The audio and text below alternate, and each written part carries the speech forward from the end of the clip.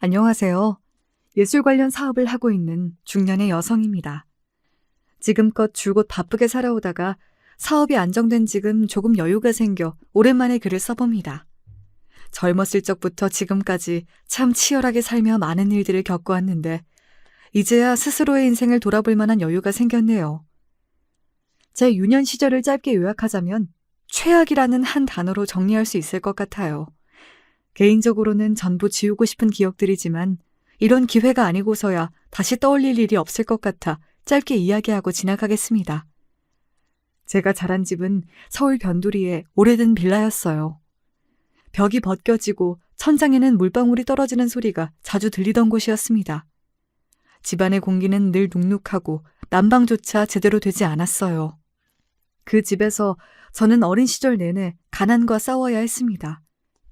아버지와 어머니께서는 경제적인 문제로 자주 다투셨고 두 분께서 밤마다 서로를 향해 언성을 높이고 물건을 던져대는 소리가 매일같이 제 좁아터진 방 안으로 스며들었습니다. 두 분께서 싸우실 때면 전 항상 방 안에 들어가 문을 걸어 잠그고 애써 책을 읽거나 공부를 하며 현실에서 멀어지려 노력했어요. 하지만 방음 따위 되지 않았던 얇은 벽 사이로 들려오는 그 싸움의 소리는 아직까지도 제 마음에 깊은 상처로 남아 있습니다. 싸움의 원인은 앞서 말했듯 대부분 금전 문제였습니다. 저희 집은 항상 경제적으로 어려웠고 매달 생활비를 맞추는 것조차 힘든 상황이었습니다. 부모님께서는 매일 이 문제를 두고 다투셨고 당연한 말이지만 다툼은 그 어떠한 문제도 해결해주지 못했어요. 그저 서로의 감정만 상하게 만들 뿐이었죠. 어린 저조차 알고 있었던 그 사실을 저희 부모님께선 깨닫지 못하셨던 모양입니다. 정말 지독하게 서로를 비난하고 언제나 나를 세우기만 하셨으니까요. 숨이 막힐 정도로 강렬한 더위가 집을 파고들던 어느 여름날이었습니다. 에어컨은커녕 집에 딱 한 대 있던 선풍기도 돌아갈 때마다 덜덜덜 요란한 소리를 내며 금방이라도 고장날 것 같이 움직였던 기억이 나요. 창문을 열어도 바람은 거의 없었고 더위에 지친 공기만이 집안을 가득 메우고 있었습니다. 학교에서 돌아온 저는 작은 방 안에서 땀을 뻘뻘 흘리며 누워 있었고 곧이어 어머니와 아버지의 싸움 소리가 거실에서 들려왔습니다. 그날의 싸움은 평소보다 더 격렬했어요. 아버지의 목소리는 거실 벽을 넘어올 정도로 쩌렁쩌렁 울렸고 뒤를 이어 어머니의 울음소리가 들려왔습니다. 평소 같았으면 금세 멎어들었을 소리가 한참이 지나도 끝나질 않았고 이러다 큰일이 나는 건 아닌가 싶었어요. 아버지께서는 화가 나시면 집안의 물건들을 아무렇게나 집어 던지셨고 어머니께서는 그런 아버지께 소리를 지르셨습니다. 울고 소리 지르고 물건들이 넘어지는 소리가 아직도 눈을 감으면 생생하게 들려와요. 제 방의 얇은 벽은 그 소리들을 막아주지 못했고 저는 도망칠 곳이 없었습니다. 그날 아버지께서는 어머니를 심하게 때리셨고 어머니는 결국 집을 나가셨어요. 저는 그날 이후로 지금껏 어머니를 다시 만나지 못했습니다. 솔직히 말하자면 그 당시를 회상하는 것 자체가 저에게는 그리 유쾌한 일이 아닙니다. 일부러 덮어두고 사는 기억들이기도 하고요. 어머니께서 집을 나가신 후로 아버지께서는 반쯤 정신이 나가셨던 것 같아요. 거의 매일을 술에 취해 사셨고 가끔은 제게 손찌검을 하시기도 하셨습니다. 그럴 때마다 너무나 고통스럽고 세상이 원망스러웠지만 제가 할 수 있었던 것은 그저 하루빨리 성인이 되어 이 지옥 같은 공간을 벗어나기를 바라는 일뿐이었어요. 성인이 된 저는 대학에 진학하지 않고 바로 취업을 했습니다. 운이 좋게도 고등학교 시절 저를 맡아주셨던 담임 선생님께서 제게 많은 도움을 주셨어요. 제가 처해 있던 상황과 어려운 집안 사정을 전부 알고 계셨던 담임 선생님께서는 제가 성인이 되자마자 집에서 독립해 나올 수 있도록 다방면으로 방법을 알아봐 주셨습니다. 그 과정에서 아버지와는 거의 의절하다시피 집을 떠났어요. 물론 저를 낳아주시고 성인이 될 때까지 길러주셨다는 것은 변함이 없는 사실이지만 저는 부모님께 그닥 깊은 애정도 감사함도 느끼지 못하고 있습니다. 더 직설적으로 말하자면 감사함을 느끼지 못하는 것을 넘어 원망하고 있어요. 물론 좋은 부모가 되는 것이 쉬운 일이 아님을 알고 있습니다. 누군가는 제게 낳아주고 길러준 것만으로도 부모님께 감사할 이유가 충분하다 말할 수도 있겠죠. 하지만 저는 그렇게 생각하지 않습니다. 낳아주고 길러줬다고 다 부모인가요? 부모가 부모다워야 부모라고 생각합니다. 어린 아이를 두고 집을 나가버린 어머니나 어머니가 집을 나간 후로 자식에게 손찌검을 하며 키운 아버지나 둘 다 정상적인 사람들이라고는 생각하지 않아요. 페류나라고 손가락질 하셔도 할 말 없습니다. 아무리 생각해도 제 상식선에서는 부모님의 행동이 이해가 가질 않아요. 중년의 나이가 되어 어느 정도 세상 돌아가는 이치를 깨달은 지금까지도요. 현실이 팍팍해서 삶이 힘들어서 그런 것들은 다 변명받게 되지 않습니다. 마음 같아서는 아버지와 완전히 인연을 끊고 모르는 사람처럼 살고 싶었지만 피는 물보다 진하다고 그리 쉬운 일이 아니더라고요. 의절하듯 집을 나와놓고 그래도 시간이 좀 지나니 살아는 있나 궁금한 마음이 들었습니다. 20살에 독립한 후로 저는 이 회사 저 회사를 옮겨다니며 허드렛 일을 하고 돈을 벌었어요. 딱히 경력에 도움이 되지도 않고 누가 알아주지도 않는 말 그대로 미래가 없는 일들이었습니다. 그렇게 하루 벌어 하루 먹고 살며 작은 단칸방에 살았어도 아버지와 함께 살 때보다 훨씬 마음이 편했어요. 평생 다시는 볼 일 없을 거라 생각했지만 처음으로 제대로 된 직장을 구하고 나니 아버지 생각이 났습니다. 그립다거나 이제라도 잘 지내보고 싶다거나 하는 생각들은 아니었어요. 그래도 하나뿐인 딸이 집을 나갔는데 아버지로서 아주 조금이라도 양심의 가책을 느끼고 있지는 않을까 하는 일말의 기대였습니다. 그러나 아버지는 제가 떠나기 전과 그리 다른 삶을 살고 있지 않았어요. 여전히 공장에서 일용직 노동자로 일하고 계셨고 매일같이 술에 쩔어 한심하기 짝이 없는 나날들을 보내고 있었습니다. 그 모습을 보니 확실히 알겠더군요. 더 이상 내 부모란 인간들에게 아무런 기대도 가져선 안 되겠다고.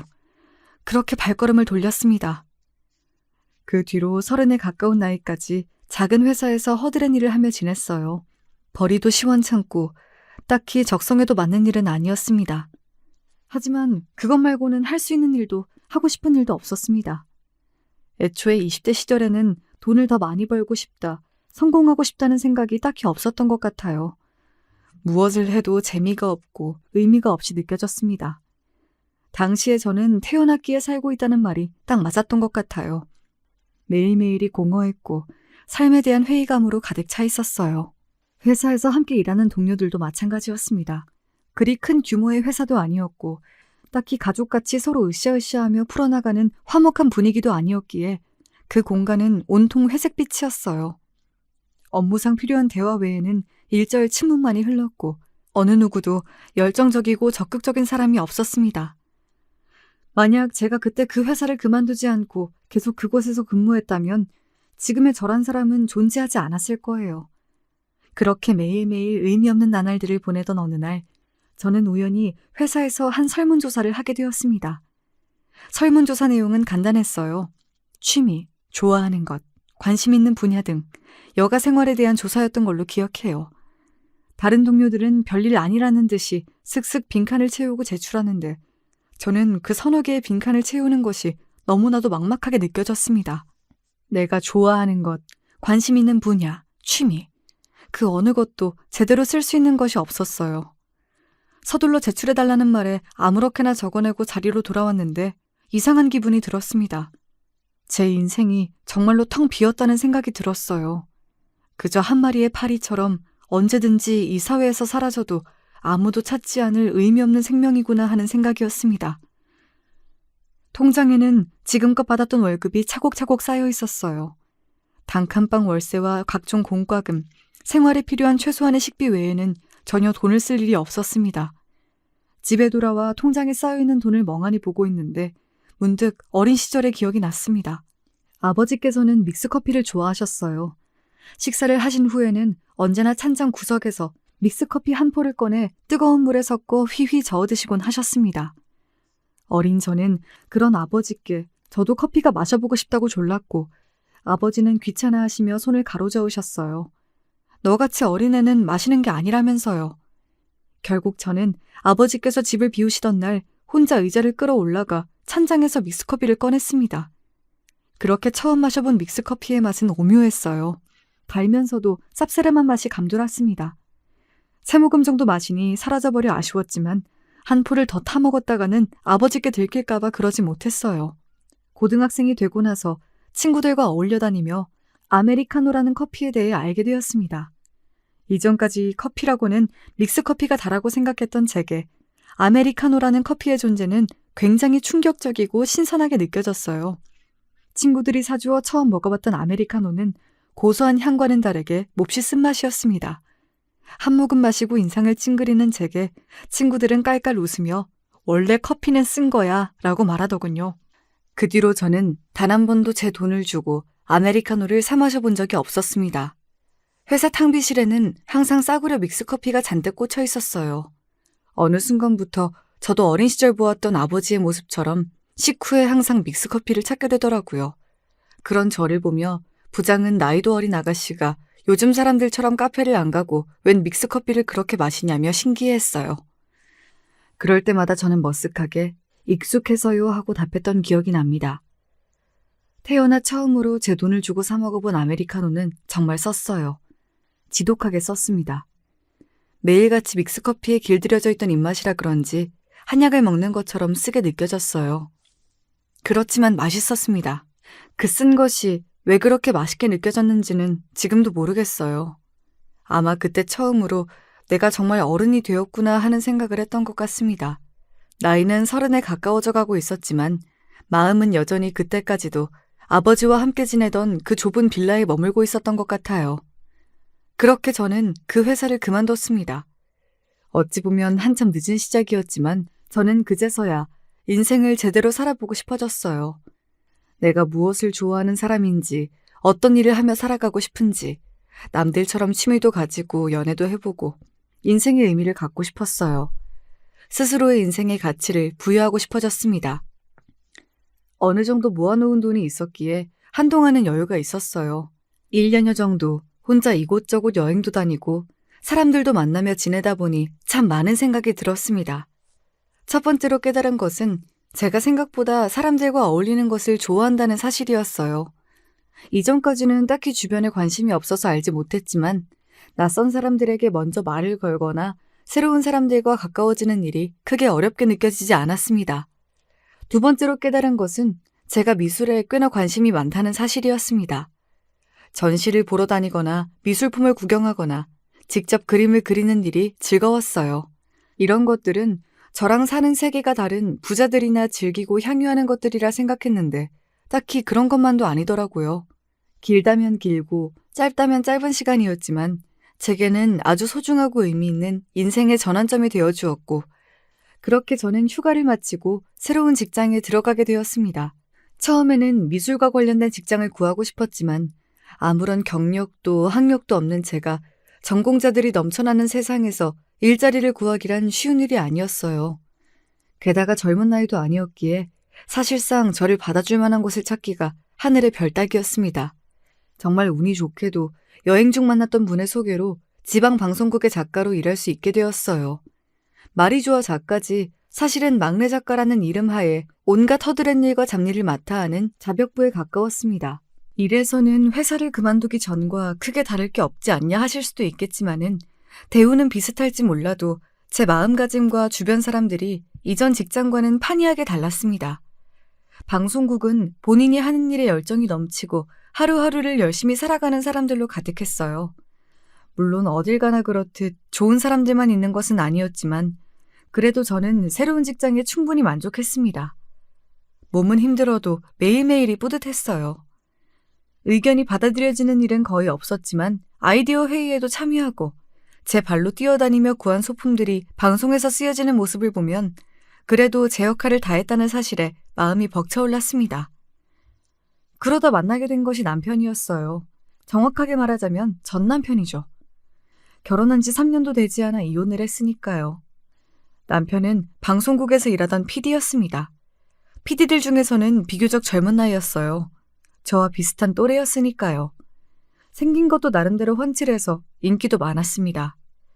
주변에서 너도 나도 여자를 소개시켜주겠다, 1등 신랑감이다 어쩐다 말이 많던 남자였습니다. 그런 남자와 가진 거 하나 없던 막내 작가가 연애를 한다니 완전히 신데렐라와 왕자님이 따로 없었어요. 솔직히 전 외모도 그리 잘난 편이 아니거든요. 남편은 제 긍정적인 성격과 밝은 태도가 보기 좋아 자연스레 관심이 갔다고 말했어요. 방송국에는 정말 상상 초월로 이상한 텃세를 부리는 사람들이 많았는데 저는 그런 사람들에게도 항상 웃는 낯으로 인사를 했습니다. 속이 없어서 그랬다기보다는 웃는 낯에 침 못 뱉는다고 계속해서 지치지 않고 친절하게 대하다 보면 저런 사람들도 날 인정해주지 않을까 하는 생각에서였어요. 물론 제 생각처럼 변한 사람들도 있었지만 끝까지 심술을 부리는 사람도 있었습니다. 시간이 좀 지나고 보니 저는 방송국 사람들 사이에서 꽤 유명해져 있었어요. 늦은 나이에 막내로 들어와 고생이란 고생은 다 하면서도 항상 밝게 인사하고 계속되는 촬영 작업에도 힘들다는 말 한마디를 하지 않았거든요. 누가 보면 미련하다고 할 수도 있을 정도로 정말 열심히 했어요. 누가 알아주든 알아주지 않든 상관없었습니다.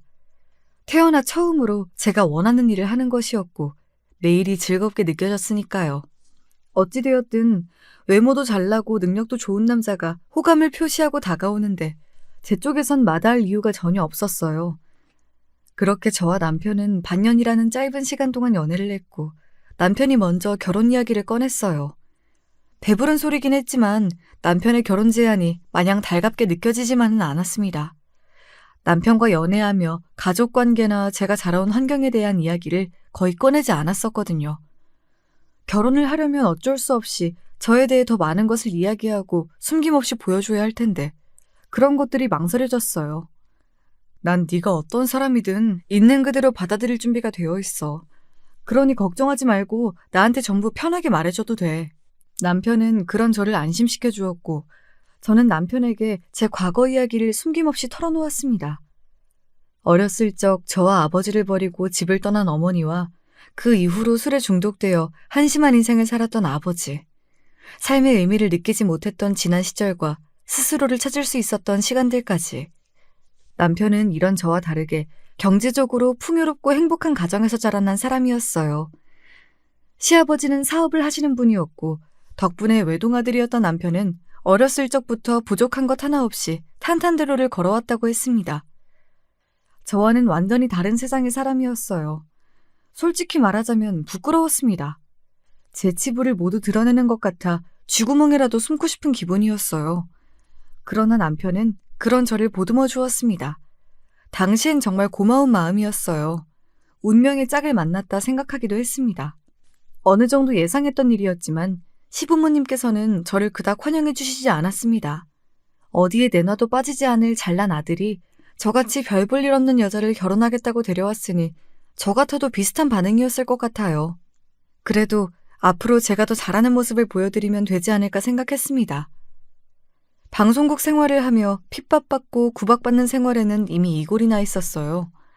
저를 이유 없이 싫어하는 사람들은 이미 수도 없이 만나봤고 그런 사람들에게 얼굴에 철판을 깔고 싹싹하게 구는 것에도 익숙해질 대로 익숙해져 있었습니다. 시부모님이라고 크게 다를 것은 없었어요. 조건만으로 저를 싫어하신다면 노력으로 예쁨 받을 며느리가 될 자신이 있었습니다. 그렇게 저와 남편은 식을 올리고 정식으로 부부가 되었습니다. 결혼을 했다고 해서 이전과 생활이 크게 달라지진 않았어요. 남편은 결혼 후에 제가 일을 그만두고 집에서 내조를 하며 시부모님을 모시길 바랬지만 저는 그 제안을 거절했습니다. 이제야 막 내가 하고 싶은 것을 찾아 열심히 살아보기 시작했는데 집안에만 갇혀 살고 싶진 않았어요. 남편이 혼자 살고 있던 아파트에 제 짐을 챙겨 들어가 살림을 합쳤고 시댁은 남편의 집에서 꽤 먼 거리에 있었기에 생각보다 자주 찾아뵐 일이 없었습니다. 남편과 상의한 끝에 아이도 최대한 늦게 가지기로 했어요. 지금 와서 생각해보면 정말 잘한 일이었던 것 같습니다. 당시에는 일에 조금이라도 집중하고 싶은 마음에 그런 선택을 했었는데 평생의 짝이라고 생각했던 사람과 얼마 살지도 못하고 이혼했으니 둘 사이에 아이가 없는 것이 천만다행이죠. 그 즈음 저는 예술품과 관련된 예능 방송을 담당하게 되었어요. 처음으로 메인 작가로 맡게 된 프로그램이라 정말 열심히 뛰어다니며 준비했던 기억이 납니다. 프로그램의 주된 내용은 진품 명품과 비슷한 흐름이었어요. 아마 텔레비전에서 출처를 알 수 없는 물건을 가져와 그 물건의 가치를 평가받는 내용의 예능 프로그램을 다들 한 번쯤은 보셨던 적이 있을 겁니다. 프로그램을 준비하는 과정에서 전문가 섭외를 위해 유명한 예술품 수집가들을 많이 찾아뵙게 되었고 그러다 제 인생의 은인이나 다름없는 분을 만나게 되었습니다. 그분은 미국 뉴욕에서 경매장을 운영하시다 은퇴하시고 고향으로 돌아와 지내시던 노년의 남성분이었어요. 처음에는 프로그램에 참여할 생각이 없다며 딱 잘라 제안을 거절하셨지만 제가 몇 번이고 찾아가며 부탁드리니 결국 마지못해 긍정의 답을 내주셨습니다. 그 프로그램을 진행하며 저는 은사님과 자연스레 사이가 가까워졌어요. 예술품에 대한 안목이 정말 높으셨고 배울 점이 많은 분이었습니다. 그분을 따라 국내에서 진행되는 여러 예술품 경매에 다녀보기도 했어요. 원래부터 미술에 관심이 있었던 터라 정말 신기하고 즐거운 경험이었습니다. 처음에는 지식도 부족하고 경험도 없었기에 그저 경매가 어떻게 진행되는지를 따라가기에 급급했지만 어느 정도 시간이 지나자 자연스레 경매의 흐름이 눈에 보이기 시작했습니다.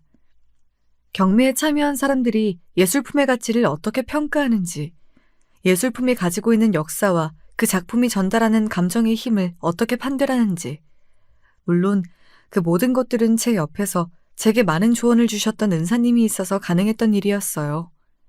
은사님께서는 항상 예술품 경매는 단순히 물건을 사는 것이 아니라 그 작품에 숨겨진 가치를 이해하고 그 가치를 인정받을 수 있도록 돕는 일이다라는 말씀을 하셨습니다. 그러면서 제게 소질이 있어 보인다며 방송국 일을 그만두고 본격적으로 경매에 참여하여 예술품을 수집해보는 것이 어떻겠냐 물어오셨어요. 하지만 아주 작은 규모의 경매라도 기본적으로 예술품들은 모두 고가였습니다. 평범한 월급쟁이인 제가 그런 경매에 참여할 수 있을 만한 자본금을 가지고 있을 리 없었어요. 은사님 말씀대로 방송국 일을 그만두고 경매를 휩쓸고 다니며 돈을 쓸어 담는 제 모습을 상상해보기도 했습니다. 그러나 상상은 상상일 뿐이었어요. 얼마 지나지 않아 프로그램은 종영하게 되었고 새로 시작하는 프로그램을 맡아 진행하게 되면서 점점 예술품의 세계와는 멀어지게 되었습니다. 방송국에서 어느 정도 인정을 받고 여러 중요한 역할들을 맡다 보니 자연스레 가정에는 소홀해질 수밖에 없었어요. 가정과 일 사이의 균형을 맞추기가 쉽지 않았습니다. 남편 또한 마찬가지였어요. 남편은 결혼 전부터 능력 있는 PD로 눈코 뜰 새 없이 바빴고 결혼 후에도 그 사실은 달라지지 않았습니다. 한 집에 함께 살고 있긴 했지만 서로 번갈아가며 야근을 하니 같이 누워 자는 날도 그리 많지 않았어요. 그래도 부부 사이에는 별 문제가 없었고 그저 바쁜 시기가 지나가면 다른 부부들처럼 함께 주말도 보내고 아이도 갖고 다정하게 지낼 수 있겠거니 생각했습니다. 하지만 그런 생각들은 순전히 제 착각이었어요. 방송국 일로 항상 바쁘다 생각했던 남편이 실은 뒤로 더러운 짓거리를 하고 다녔던 것이었습니다. 방송국 내에서 평판도 좋고 바른 청년으로 유명하던 사람이었기에 그런 이중적인 모습이 있을 거라고는 상상도 하지 못했었어요. 남편에 대한 뒷소문을 처음으로 듣게 된 것은 방송국 앞 카페였습니다. 그날도 밤샘 작업을 하고 피곤한 몸을 이끌어 아메리카노를 사기 위해 카페에 잠깐 들렀어요. 이른 시각이었기에 대부분의 손님들은 근처 직장인들처럼 보였습니다. 커피를 주문하고 테이블에 앉아 잠깐 기다리고 있는데 옆 테이블에 앉아있는 사람들의 대화가 들려왔어요. 엿들으려고 한 건 아니었는데 익숙한 단어들이 섞여 들려 저도 모르게 귀가 향했습니다. 그 아나운서 벌써 최 PD랑 그렇고 그런 사이인 것 같던데? 현장엔 소문 다 났더라. 둘이 서로 바라보는 눈빛이 예사롭지가 않다고. 또 최 PD야? 나 참 이번이 벌써 몇 번째냐? 부인만 불쌍하게 됐지. 뭐가 불쌍해. 그 여자도 어차피 최 PD 얼굴이랑 돈 보고 결혼한 거 아니야? 자업자득이지 뭐. 방송국에 최시성을 가진 PD가 한두 명이 아니겠지만 순간 저 사람들이 말하는 최 PD가 내 남편일 것이다라는 확신이 들었습니다. 남편이 얼마 전부터 새벽 뉴스를 담당하기 시작했고 그 뉴스에 새로운 젊은 아나운서가 있다는 소식을 전해 들었거든요. 가슴이 쿵쿵 뛰기 시작했습니다. 행여나 그 사람들이 저를 알아볼까봐 얼굴을 가리고 급하게 카페를 빠져나왔어요. 그러고 보니 남편은 예전부터 미심쩍은 점이 많았습니다.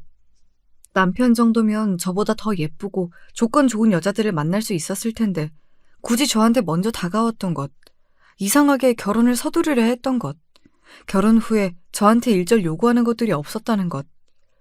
정상적인 부부라면 부부 관계를 비롯해 마땅히 해야 할 일들이 있는데 남편은 연애 때부터 저한테 바라는 것이 없었어요. 왜 진작부터 이상하다는 걸 눈치채지 못했을까? 언제부터 바람을 폈던 걸까?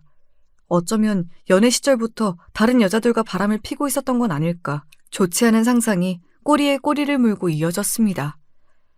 카페가 워낙 시끄러워 확실하게 들은 것은 아니었지만 그 사람들은 분명 이번이 벌써 몇 번째냐 등의 말을 했어요. 그 말인즉슨 남편의 바람이 이번이 처음이 아니라는 사실이었습니다. 하지만 그 사람들의 말만 듣고 남편의 바람을 확신할 순 없었어요. 물론 미심쩍인 면이 많긴 했지만 더 확실한 증거가 필요했습니다. 남편은 새벽 뉴스를 맡기 시작했을 때부터 외박이 잦아졌어요.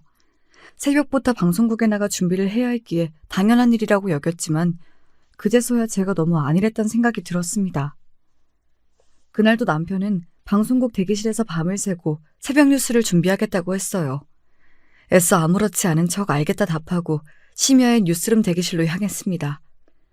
남편이 정말 여기서 혼자 밤을 새는지 확인하고 싶은 마음이었어요. 대기실 불은 꺼져 있었고 문은 굳게 잠겨 있었습니다. 안에서는 인기척이 느껴지지 않는 듯 했어요. 정말 혼자 자고 있는 건가 싶어 잠시 앞을 서성이다가 돌아가려던 참이었어요. 복도 끝에서부터 또각거리는 구두 소리가 들려왔고 급하게 몸을 숨겼습니다. 복도에 나타난 사람은 다름 아닌 그 아나운서였어요. 처음에는 저 여자도 새벽 뉴스를 준비하기 위해 일찍부터 출근한 건가 싶었지만 굳게 닫혀있는 대기실 앞에 서더니 익숙한 손길로 열쇠를 꺼내 문을 열고 들어가더군요.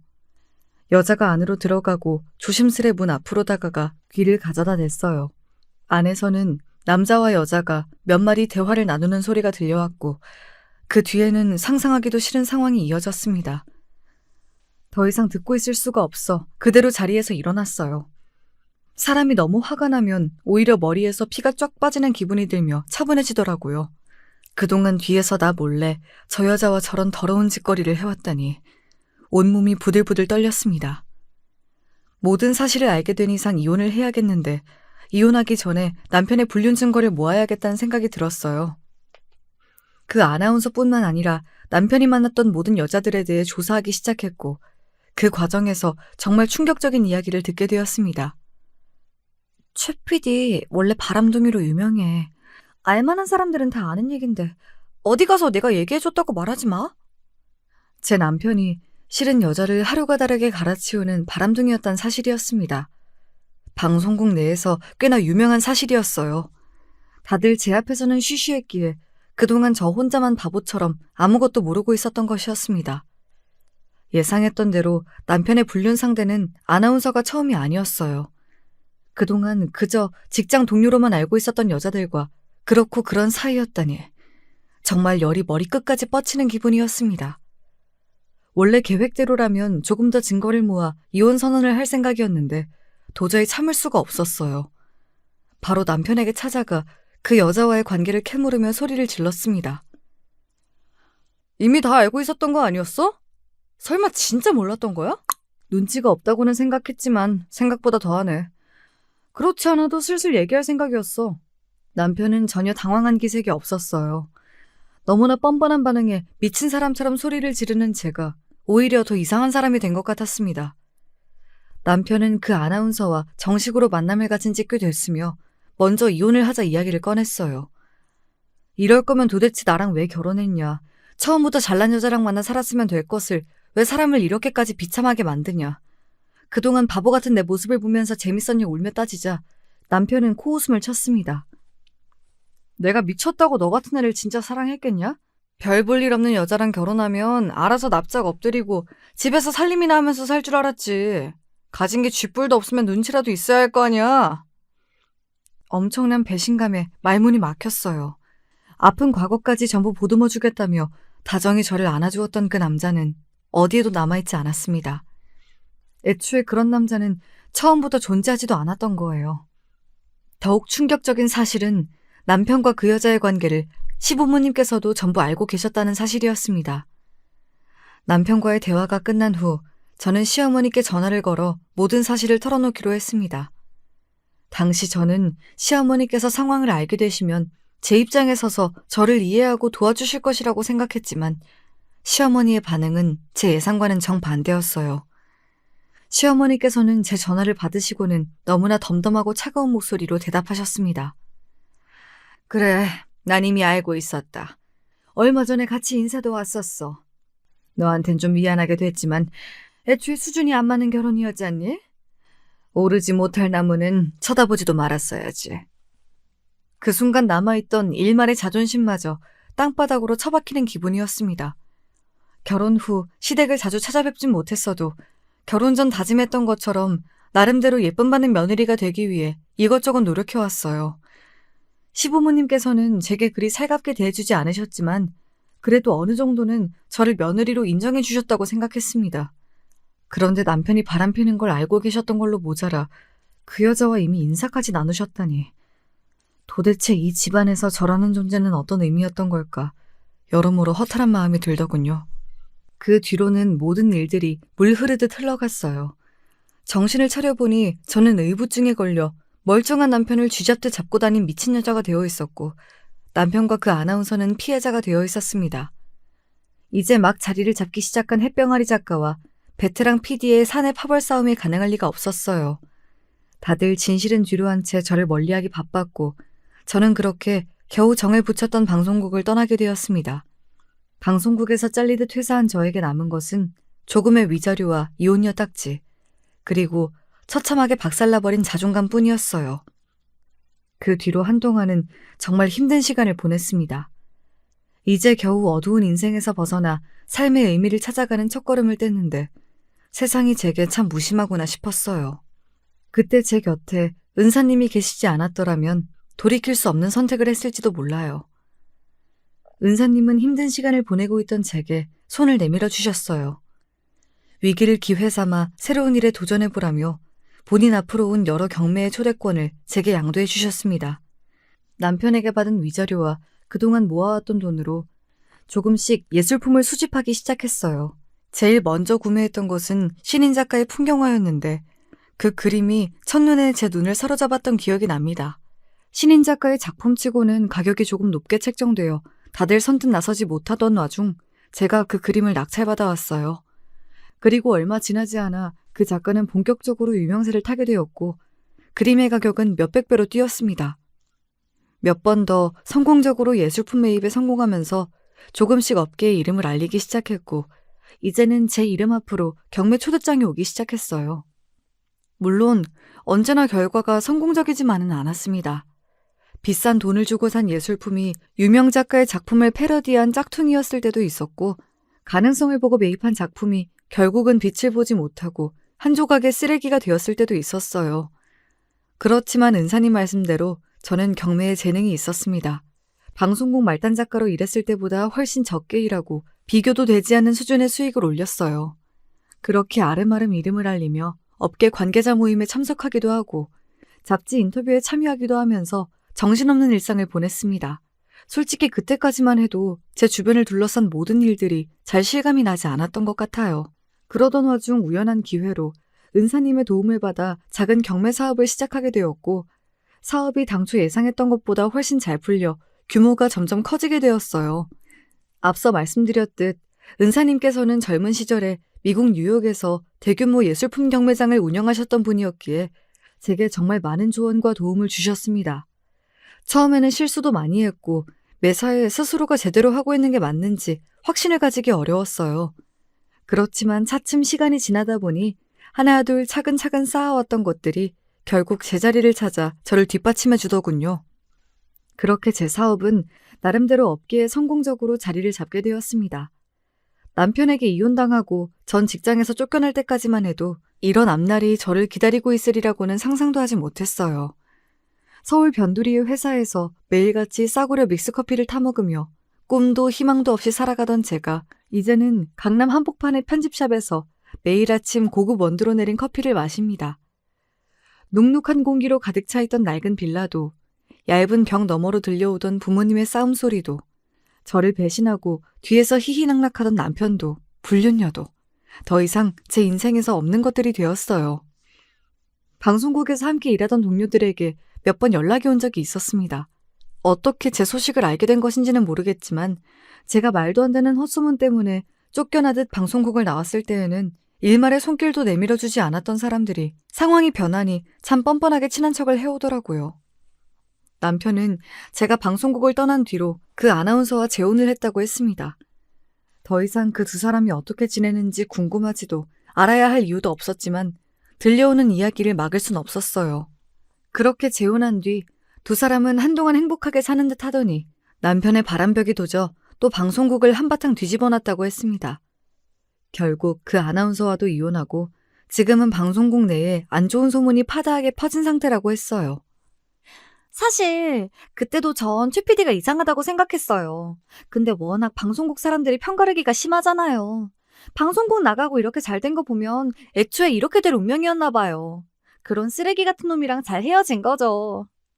이제 와서 태도를 180도 바꿔 제 비위를 맞추려 애쓰는 모습을 보니 참 기가 차기도 하고 방송국에 처음 입사해 사람들에게 싹싹하게 굴려 노력했던 제 모습이 떠올라 기분이 이상하기도 했어요. 세상 일 어떻게 될지 모르는 거라고 말단 작가로 어딜 가나 아쉬운 소리만 하며 살아야 했던 제가 이제는 상석에 앉아 남들을 평가하고 있다니 참 격세지감이 느껴졌습니다. 게다가 그렇게 자기 잘난 맛에 살던 남편이 완전히 몰락해 남들 눈치나 보며 살고 있다니 뿌린 대로 거둔다는 말이 괜히 있는 게 아니구나 싶었어요. 솔직히 남편에게 먼저 연락을 해볼까 싶은 생각도 들었습니다.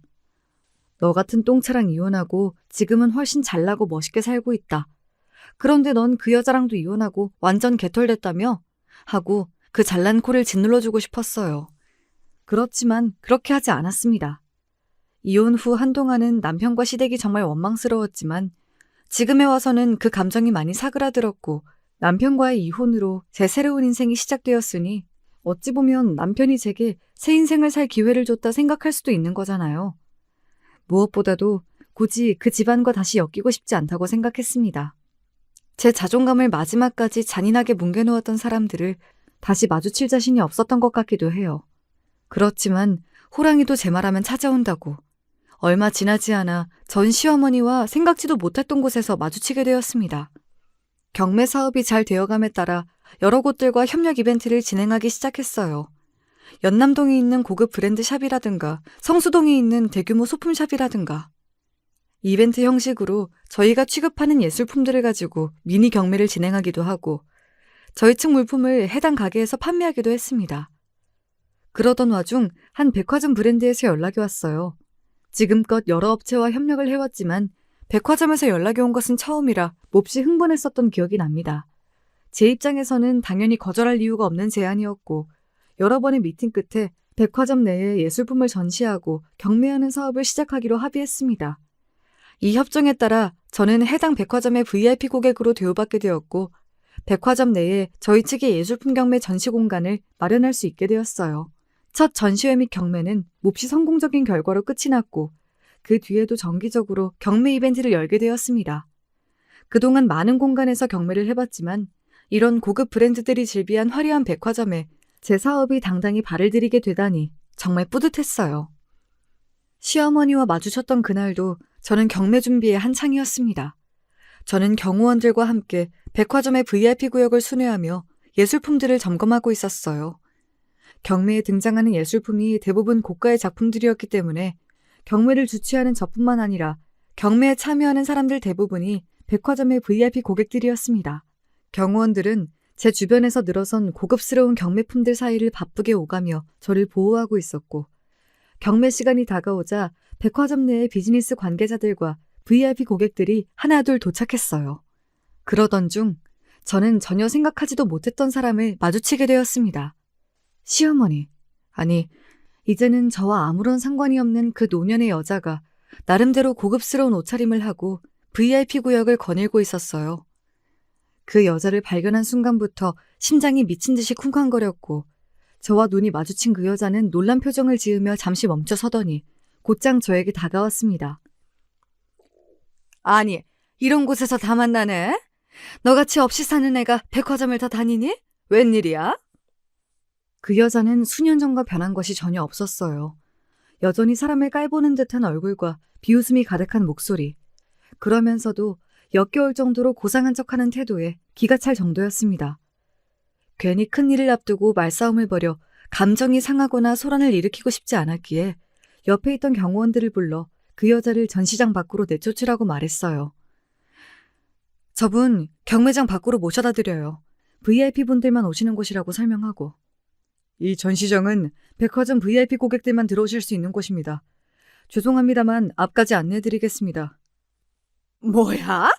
전현도 들어와 있는 곳에 내가 왜 못 들어오는데? 당장 이 손 못 놔? 순식간에 경호원들이 제 주변을 둘러쌌고 그 여자는 어안이 벙벙해 보였어요. 더 이상 일이 커졌다가는 경매를 망칠까 걱정되었기에 그 여자 앞에 제 VIP 카드를 내밀어 보이며 말했습니다.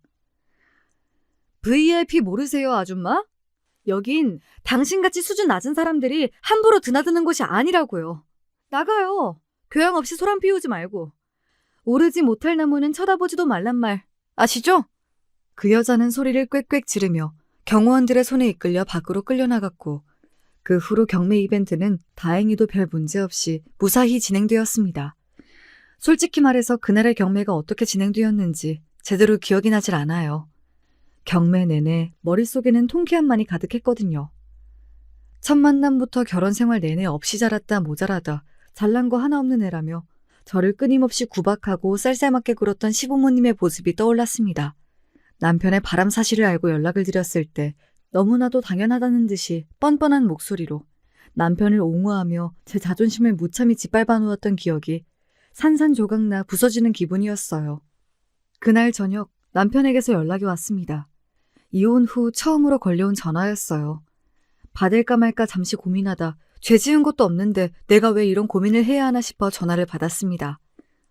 남편은 도대체 어떻게 된 일이냐, 네가 왜 백화점 VIP고 경호원들을 거느리고 다니냐며 소리를 고래고래 지르는데 참 사람이 그렇게 우스워 보일 수가 없더라고요. 방송국 PD라는 사람이 이렇게 소식이 느려서 어떡해.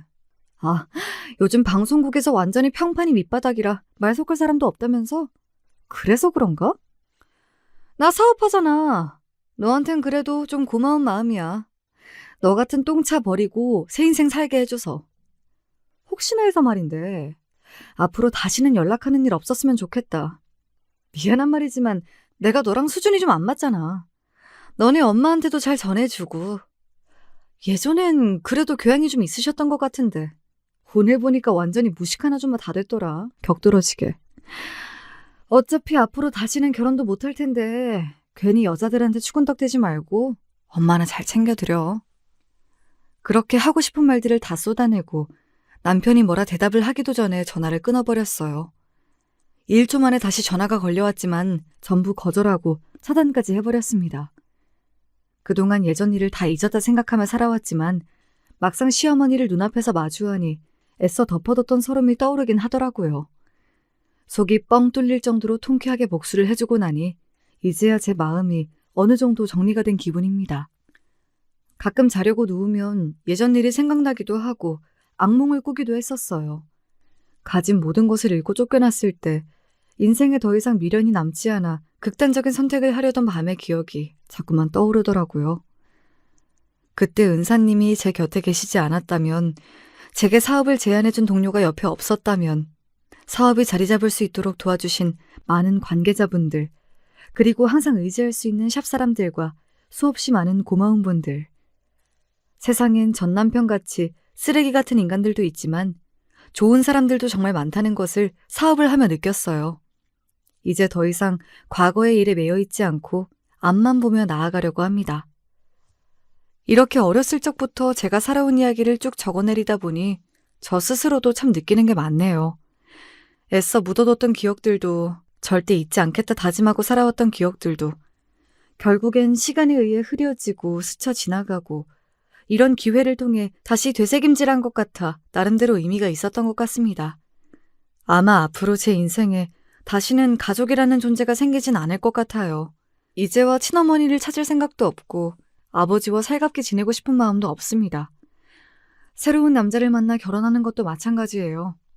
물론 좋은 사람을 만나 행복한 가정을 꾸릴 수 있다면 참 좋겠지만 그런 사람을 찾기 위해 노력하고 싶은 생각이 딱히 없거든요. 가족 없이도 지금은 제 사업만으로도 충분히 바쁘고 충만한 나날들을 보내고 있습니다. 노년이 되어 후회할 수도 있겠지만 적어도 지금은 그래요. 다 아물었다 생각하지만 아직 저도 모르는 상처가 가슴 깊은 곳에 남아있는 탓일 수도 있겠죠. 대신 제 주변의 고마운 분들을 가족처럼 생각하며 언제나 베푸는 삶을 살아가고 싶습니다. 별것도 아닌 저를 믿어주고 끝까지 지지해주신 분들, 그리고 특히 저를 경매의 세계로 이끌어주시고 적응할 수 있도록 도와주신 은사님, 너무나 감사한 마음뿐입니다. 사람 인생이라는 게 참 신기한 것 같아요. 서울 변두리의 낡은 빌라에서 태어나 가정폭력을 당하며 자라온 제가 지금은 이런 젊은 나이에 나름대로 성공한 사업가가 되어 있다니. 고된 하루를 마치고 잠에 들 때마다 지금 내가 꿈을 꾸는 게 아닌가, 내일 아침에 눈을 뜨면 다시 그 낡은 빌라로 돌아가 있는 게 아닌가 하는 허무맹랑한 상상을 하곤 합니다. 그만큼 성공한 지금이 현실감이 없다는 이야기겠죠. 어찌되었든 죽을 만큼 노력해서 여기까지 왔으니 앞으로도 몸 아끼지 않고 더 열심히 살아볼 생각입니다. 주제넘게 여러분께 여러분도 열심히 사세요. 그럼 반드시 성공할 겁니다 하는 조언 따위는 남기지 않겠습니다. 저는 그저 운이 좋았을 뿐이라고 생각해요. 물론 스스로가 열심히 노력한 탓도 있겠습니다마는 적절한 시기 그리고 주변에서 저를 도와주셨던 분들 덕분에 이 자리까지 올라온 것이겠지요. 하늘은 스스로 돕는 자를 돕는다. 은사님께서 항상 하셨던 말씀이고 지금까지도 제 모토로 삼고 있는 말이에요. 저 스스로뿐만 아니라 제 주변 사람들도 살뜰하게 잘 챙기며 서로 돕고 살아가고 싶습니다. 감사합니다.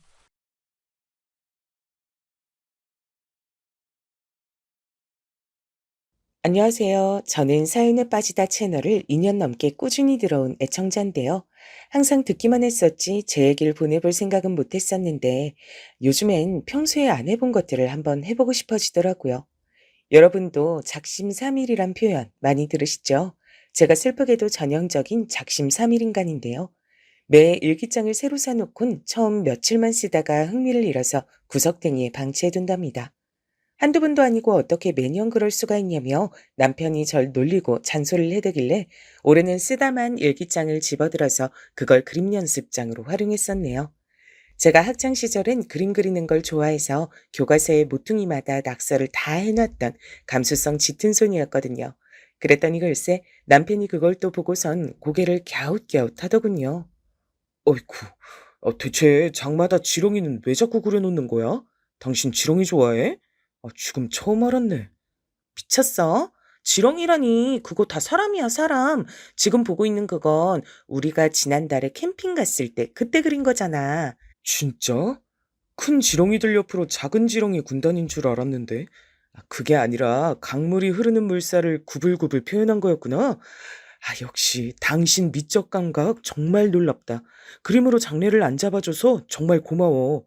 우리나라 예술계는 당신을 받아들이기엔 아직 한참 부족한 것 같아. 당신의 예술성을 이해하긴 너무 보수적이지. 이 인간이 정말 사람 약 올리는 것도 정도가 있지 아주 고단수로 놀리더군요. 어이가 없었답니다.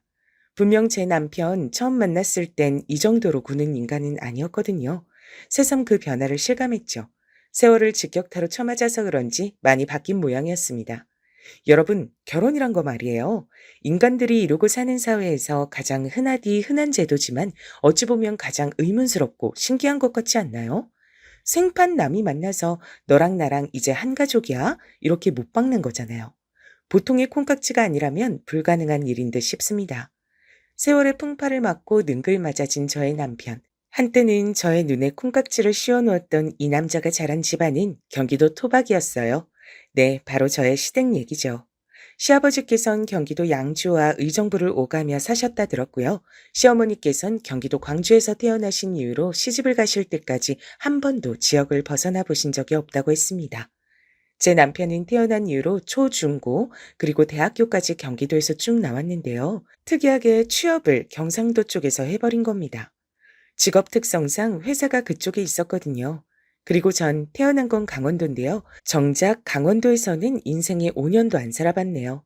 어릴 때부터 이리저리 근무지를 옮겨 다니셨던 아버지의 영향을 받아 이사를 자주 다녔답니다.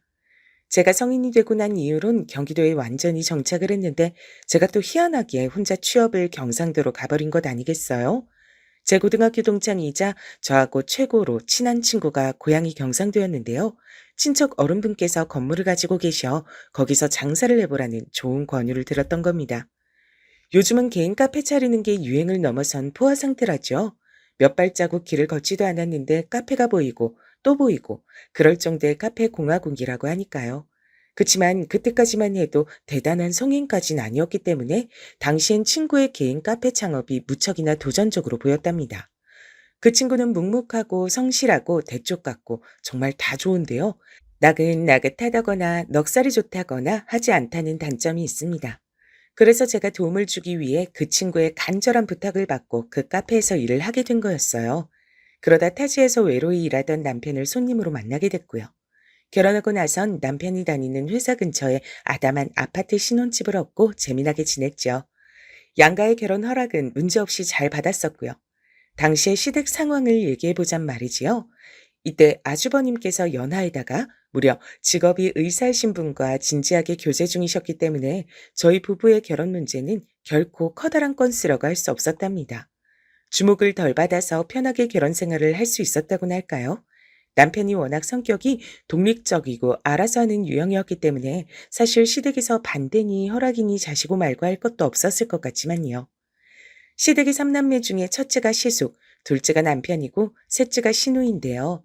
이 시기에 시누이가 자기 멋대로 대학교 자퇴를 해버리는 바람에 시댁이 발칵 뒤집어지기도 했었어요. 그래서 여러모로 저희 부부는 결혼을 슬쩍 조용히 해낼 수 있었던 듯 싶네요. 아, 참. 여러분은 집집마다 골칫덩이 혹은 아픈 손가락이 있기 마련이란 말을 어떻게 생각하세요? 집안마다 특색이 있다는 얘기와 일맥상통할 것 같아요. 시댁의 3남매 중 단연 특색이 있는 사람을 뽑자면 시누이였습니다. 남편의 여동생 말입니다. 결혼하고 나서 거의 2달 정도가 흘렀을 때였을 거예요.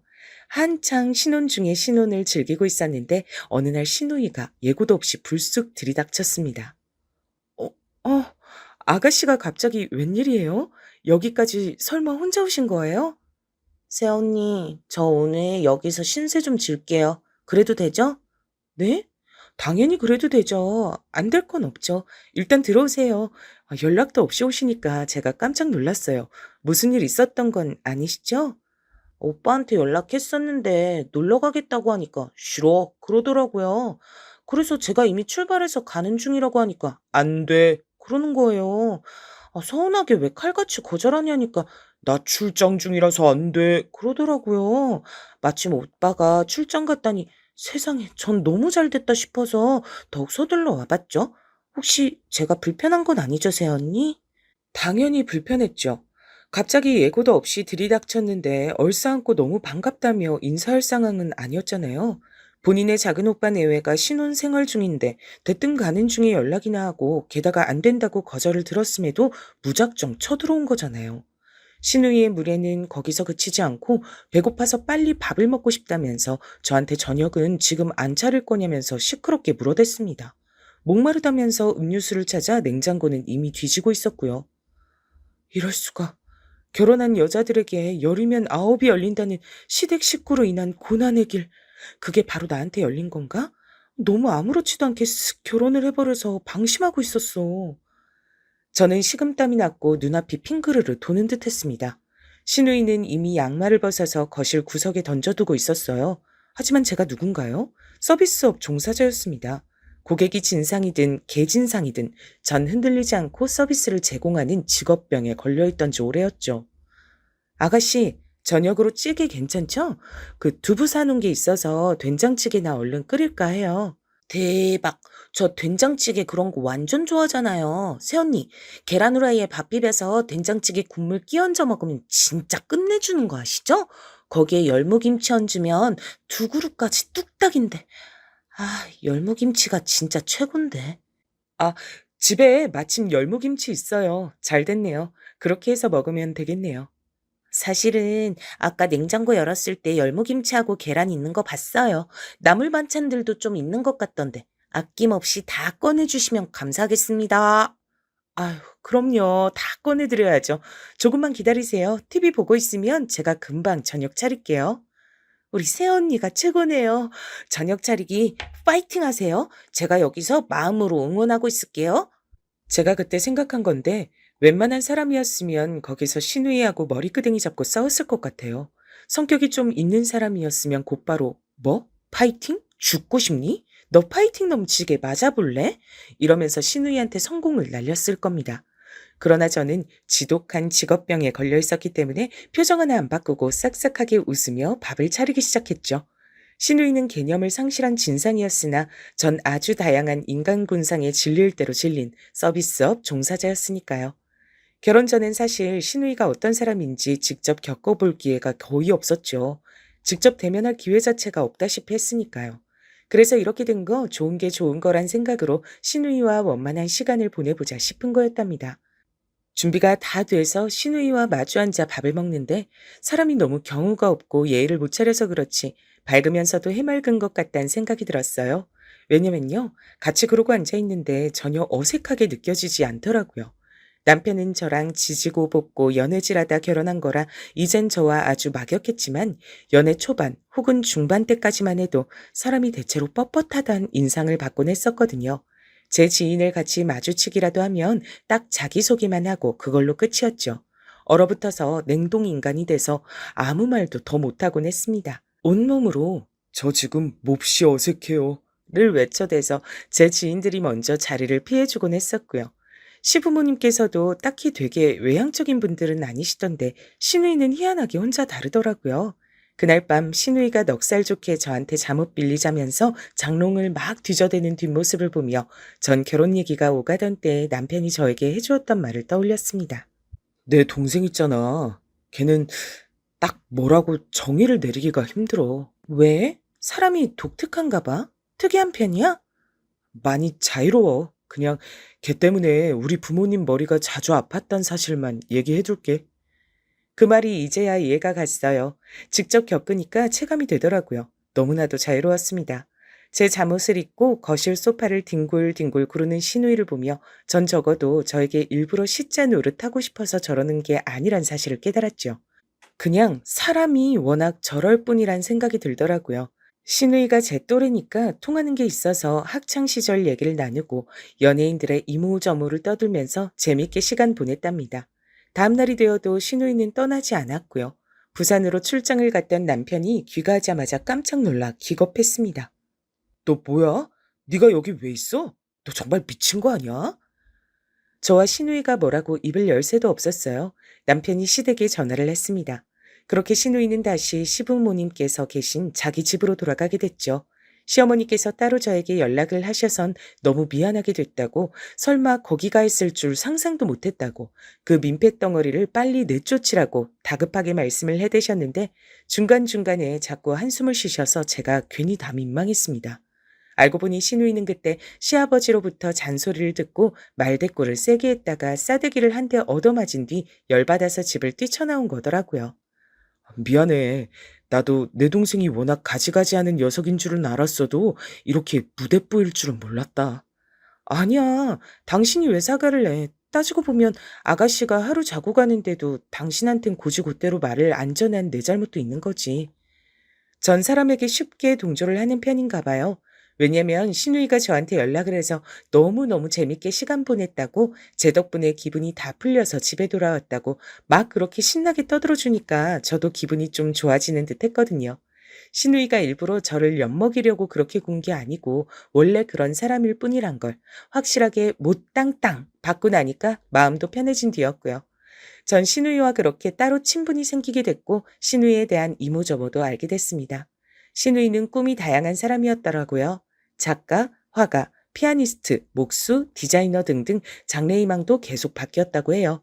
심지어는 연예인이 되겠다고 포부를 밝혀서 집안을 또 뒤숭숭하게 만들더니 사기까지 당했습니다. 연예인 시켜주겠다고 한 자그마한 신생 연예 기획사에서 신우에게 300만 원을 뜯어갔고 이후로 잠수를 탔어요. 그런 식으로 여러 명을 등쳐먹었더라고요. 사기를 당하고 분노에 몸서리치던 신우는 뉴스까지 나왔습니다. 연예인 지방생을 울리는 사기꾼들을 조명하던 뉴스에서 피해자로 인터뷰를 한 거죠. 뉴스 방송에선 의자에 앉아 인터뷰를 하는 뒷모습만 나왔습니다. 다들 기가 막혀서 멍하니 TV 화면만 보고 있던 그때 신우이가 탄식을 뱉었죠. 아, 저게 뭐야? 내 몸이 화면엔 왜 저렇게 뚱뚱하게 나와? 저게 진짜 내 등발이란 말이야? 어깨로 만주벌판 정복도 하겠다. 속상해. 짜증나. 나 오늘부터 야식 끊을 거야. 그러자 시아버지께서 리모컨을 집어던지시며 소파에서 자리를 박차고 일어나셨습니다. 지랄하고 자빠졌다. 딸 자식 하나 잘못 둔 것 때문에 아주 미쳐버리겠네. 담배를 찾아들고 집 밖으로 나가버리셨죠. 그리고 퉁명스레 입술을 삐죽거리는 시누이를 보는 시어머니의 눈빛은 착잡함 그 자체였습니다. 시어머니께서 동네 분들하고 종종 모임을 가지시는 편이었어요. 나이가 들어갈수록 모임에서 다들 무슨 얘기를 하겠나요? 죄다 자식 얘기들 뿐인 거죠. 시어머니께선 모임에서 딸 얘기만 나와도 심장이 쿵쾅쿵쾅 뛴다고 하셨습니다. 남들은 나이가 먹어갈수록 역시 딸이 효녀라는 걸 느낀다며 다들 뿌듯해하는데 왜 우리 집만 이러냐면서 시어머니께선 골치 아파하셨어요. 한창 애들 자랄 땐 둘째가 너무 자기 멋대로 구는 것 같아서 아들이 너무 저렇게 고집스러우면 나중에 부모 속을 엄청나게 썩일까봐 걱정이었는데 우리 둘째가 무난하게 자기 자리 찾아서 일도 하고 결혼도 후딱 잘해버리고 얼마나 대결한 줄 몰라. 다행이고 고맙지. 너처럼 수더분한 짝을 만난 것도 우리 집안 둘째 복인 거야. 안정적으로 얼른 짝 만나서 이렇게 평범하게 사는 거 얼마나 좋으니? 평범하기도 쉽지 않은 법이다. 내가 살아보니까 그래. 이런 말씀을 저에게 주셨을 때 전 왠지 민망해서 그저 웃었던 것 같아요. 시어머니께선 원체 말수가 많은 스타일이 아니셨고 제가 느끼기론 상황을 관망하시는 스타일이신 듯 했습니다. 이런저런 주절거림을 늘어놓으시는 분은 아닌데 그날따라 저에게 말씀을 그렇게 해주셔서 제가 내심 놀랐던 거예요. 일상을 지내다 보면 불현듯 속 안에 담긴 얘기 보따리를 끄집어내고 싶을 때가 종종 있는데 시어머니께선 그날이 바로 그런 날이었던 건가 봐요. 시댁 삼남매의 어릴 적이라도 잠시 들을 수 있었답니다. 시댁이 아주 예전에, 그러니까 남편이 초등학교에 입학하기 직전쯤에 돈을 날렸었다네요. 그래서 시부모님께서 그때 말로 표현할 수 없을 만큼 마음고생을 심하게 하셨고 형편도 무척 어려웠다고 합니다. 밥 지어 먹을 쌀이 없어서 오죽하면 도토리 주워다가 그거 삶아서 빻고 밥으로 대신 해 먹었을까. 어느 날은 내가 애들한테 도토리 많이 주워오라고 보냈는데 해가 다 질 때까지 집에 안 돌아온 거야. 울면서 온 동네방네 다 뒤지면서 다니고 목이 터져라고 얘들아 어딨니 외치면서 동네 사람 몇 명하고 같이 어두컴컴한 산을 올랐었단다. 심장이 철렁 내려앉는 그런 일이 있었는데 알고 보니까 시누이가 하도 호기심이 많아서 도토리 줍는 구역을 벗어나 사방팔방을 다닌 것도 모자라 넘어져서 다치기까지 하는 바람에 삼남매의 귀가가 늦어졌던 거라고 했습니다. 시숙께서 시누이를 등에 업은 채로 남편이 도토리 자루를 질질 끈 채로 그렇게 삼남매가 동네 어귀에 들어섰을 때 시어머니를 포함한 모든 동네 어른들이 가슴을 쓸어내렸다고 하더군요. 애들을 아주 눈물 쏙 빠지게 혼냈는데 그러고 나서 한가득 주워 담아온 도토리를 보니까 어찌나 미안해지던지. 부모가 시키는 대로 잘하는 자식들이었어. 특히나 우리 둘째 말이야. 자기한테 주어진 게 있으면 그것만 보고 돌진해서 꼭 해내는 녀석이었지. 반면 우리 첫째는 장남이라 그런가 자기가 혼자 나이가 좀 있어 그런가 뒷짐지고 동생들한테 지시하고 부려먹는 걸 즐기던 녀석이었던 것 같아. 어릴 땐 그랬지. 지나고 나니까 전부 추억이네. 맡은 게 있으면 외골수처럼 그것만 하는 남편의 모습이 뭔지 잘 알 것 같았습니다. 회사에서도 꼭 그렇게 근무를 하고 있었으니까요. 어릴 때 그대로 자란 모양이었어요. 근데 시숙께서는 첫째라 그런가 살짝 젠체하는 사람이었다고 하잖아요. 이런 부분 때문에 시누이하고 자라면서 은근히 부딪혔던 모양입니다. 그게 처음엔 장난식으로 마찰이 일었는데 점점 진지해진 것 같았어요. 시누이가 워낙 활발하고 까불거렸다고 하니까요. 진지한 성격의 아주버님을 놀리며 살살 긁어댄 듯 싶더군요. 여자들도 그렇지만 특히 남자들이 사춘기를 지나면서 이성의 눈을 뜨고 멋지게 보이고 싶어하고 폼도 잡고 막 그렇게 되잖아요. 멋진 걸 동경하고요. 시숙께서도 그런 시기가 있었는데 그럴 때 시누이가 많이 놀렸다네요. 그런데 시숙께서는 어린 막내가 장난치듯 놀려대니까 그 앞에 두고 정색을 하며 화를 내기엔 자존심이 상하니까 이를 악물며 모른 척 하셨던 거죠. 그러나 시누이는 짓궂어서 계속 놀려댔고요. 그 유명한 오빠는 풍각쟁이야 노래 아시죠? 그걸 개사해서 밖에서 시숙을 볼 때마다 오빠는 말미잘이야 이렇게 노래를 크게 불러댔던 겁니다. 한창 여학생들에게 잘 보이고 싶던 나이, 어린 여동생 때문에 항상 친구들 앞에서 개망신을 당했던 시숙의 속이 부글부글 끓고 있었죠. 그런 여파가 남아서인지 어째선지 하여간에 나이가 들고선 두 사람이 괜히 안 친했고요. 그래서 신우이가 시숙보다 제 남편을 더 편하게 생각했습니다. 진지하게 무게 잡는 성격 때문에 본의 아니게 놀림을 실컷 받고 지내셨던 시숙께선 결혼을 좀 늦게 하신 편이었는데요. 이런 경우에 써도 되는진 모르겠으나 가히 대기만성이라고 할 만했습니다. 무려 의사 형님과 결혼에 골인을 해내셨으니까요. 시댁에서 언뜻 듣기로는 시숙께서 자기 처가에 간도 쓸개도 다 빼줄 것처럼 구셨다나 뭐라나 그러셨다던데 충분히 그러실만 했다 봅니다. 의사니까요. 대한민국에서 사자 직업은 의미라든지 대우가 남다르잖아요. 아니, 이건 전 세계의 다른 어느 나라를 가도 마찬가지일 정도죠.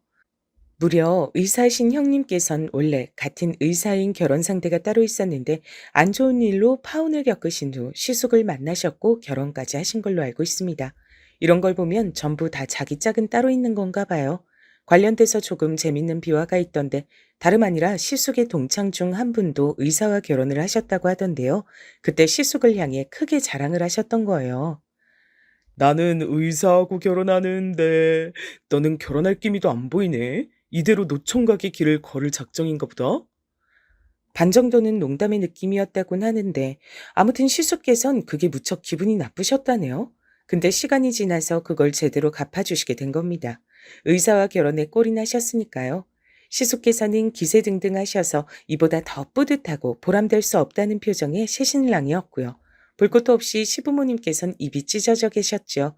역시 장남은 장남이라고 하시면서 무척이나 기뻐하셨어요. 와, 나한테 의사인 손이 동서가 생길 줄이야. 왠지 신기하네. 정말 인생이란 모를 일이야. 저도 한 집안에 의사가 생긴다는 사실이 아주 크게 받아들여졌습니다. 의사 형님께선 당연히 무척 바쁘시고 사는 곳도 서로 안 가까우니까 집안 행사라든지 그런 게 있을 때만 얼굴을 볼 수 있을 게 뻔했고 그저 그런 관계로 적당히 잘 지내게 될 것이라고 예상을 했었죠. 그건 왜 그림을 예상하는 것도 이상한 일이었으니까요. 하지만 그러한 제 예상을 뒤엎고 초장부터 심상치 않은 그림이 그려지고 있었습니다. 시숙과 형님 두 분이 결혼하시고 한 달 조금 넘게 흐른 때였던 것 같아요. 형님께서 바쁘다 어쩐다 하셔서 신혼여행 후에 시댁을 안 들르셨거든요. 전화만 시부모님께 드리신 걸로 알았습니다. 그러고 나서 그러니까 그때가 처음으로 시댁에 들르신 것이었고 주말이었기에 저희 부부도 겸사겸사 자리했고 다 함께 모인 때였어요. 어쩌다 보니 형님, 저 그리고 시누이까지 셋이 딱 부엌에서 동선이 겹쳤는데요. 시누이는 낯가림이란 게 없는 사람이잖아요. 그러니까 그 찰나를 놓치지 않고 유쾌하게 형님을 향해 말을 건 거예요. 어떤 얘기였냐면 시숙을 옛날에 말미잘이라고 계속 놀렸다는 것이었습니다. 그래서 전 오빠는 풍각쟁이야 이 노래가 들려올 때마다 큰오빠하고 옛날에 있던 일들이 떠오르곤 하네요. 그러셨군요. 근데 아가씨는 풍각쟁이가 무슨 뜻인지는 아세요? 글쎄요. 모르겠는데요. 풍각? 바람의 각도라는 뜻일까요? 아, 바람을 잘 아는 사람이란 의미겠네요. 그쵸? 제가 맞췄죠? 아니요, 틀렸어요. 악기 연주하고 노래 부르고 다니면서 돈을 구걸하는 사람을 두고 풍각쟁이라는 겁니다.